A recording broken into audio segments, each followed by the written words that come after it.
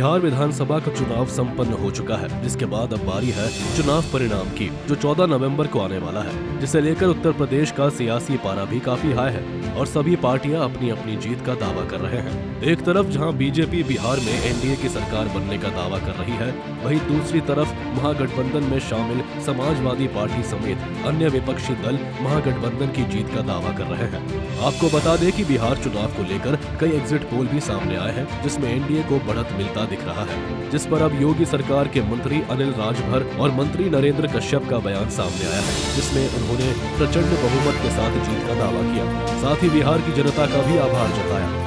देखिए, सबसे पहले तो बिहार की सम्मानित जनता का हम लोग अभिनंदन करते हैं, स्वागत करते हैं। डेमोक्रेसी को, लोकतंत्र को हमेशा से बिहार के लोगों ने मजबूत करने का काम किया है और जिस तरह से लोकतंत्र के महापर्व में बिहार की सम्मानित जनता ने घर से निकलकर मतदान किया,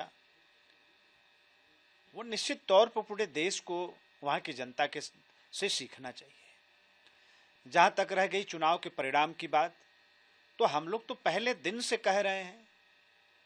वहां जाग के आए हैं, हम लोग काम करके आए हैं, किसी से कोई मुकाबला ही नहीं है।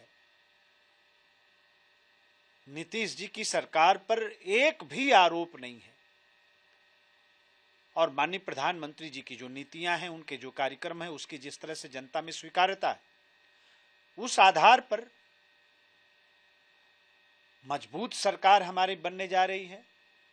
जनता का भारी समर्थन हमें मिलने जा रहा है और मैं तो ये भी कहना चाहता हूं, पहले भी मैंने कहा है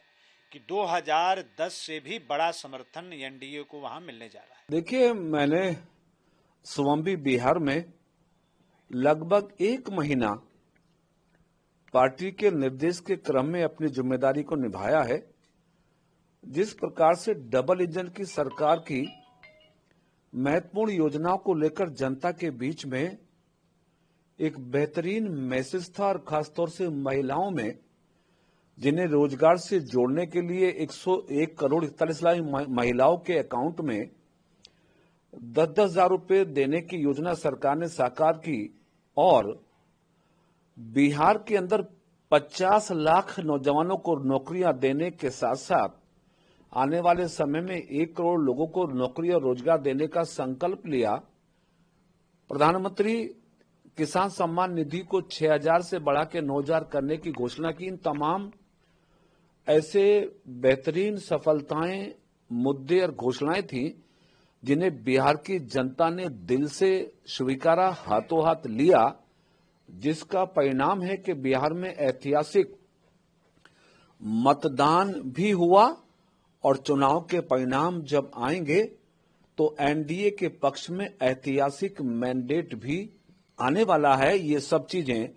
अभी तक के एग्जिट पोल ने भी जो इशारा किया है, उसका आशय भी यही लगता है कि बिहार में एक बार फिर एनडीए पहले से ज्यादा प्रचंड बहुमत के साथ सरकार बनाने जा रही है। देखिए, बिहार में जो विधानसभा चुनाव हुए, ये बहुत ऐतिहासिक जो मतदान प्रतिशत रहा,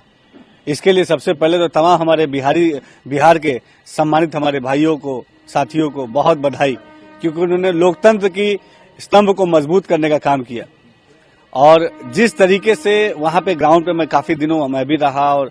आम जनमानस से जो भावनाएं आम जनमानस की निकल के आई, वो साफ और स्पष्ट बताती है कि इस बार फिर से बिहार में ऐतिहासिक पूर्ण बहुमत के साथ एनडीए की सरकार बनेगी। मोदी जी और नीतीश जी के नेतृत्व वाली सरकार बिहार के उन्नति, समृद्धि, रोजगार, खुशहाली के लिए जो काम कर रही है, इस काम को और मजबूती के साथ हमारे बिहार के जो हमारे सम्मानित लोगों का आशीर्वाद जो मिला है, वोट रूपी आशीर्वाद, उस आशीर्वाद के साथ और तेजी से आगे बढ़ाने का काम मोदी जी के नेतृत्व में हमारे नीतीश जी की सरकार करे। वहीं दूसरी तरफ महागठबंधन में शामिल समाजवादी पार्टी समेत अन्य सहयोगी दलों ने बिहार में महागठबंधन की जीत का दावा किया है और एग्जिट पोल के अनुमान को खारिज किया है कि बहुत बार एग्जिट पोल खरा नहीं उतरा है और आप भरोसा करिए, 14 तारीख का इंतजार करिए, एग्जिट पोल झूठा साबित होगा और बिहार में इंडिया गठबंधन की सरकार बनेगी और भारतीय जनता पार्टी बाहर होगी। देखिए, मैं इतना कहना चाहूंगा कि पूरी तरीके से ये केवल और केवल बनावटी और दिखावटी चीजें चल रही हैं। मुझे लगता है कि ये सारी चीजों को केवल और जनता को भ्रमित करने के लिए सारी चीजें हो रही हैं। इसके पहले भी एग्जिट पोल आए हैं, आपने एग्जिट पोल देखा है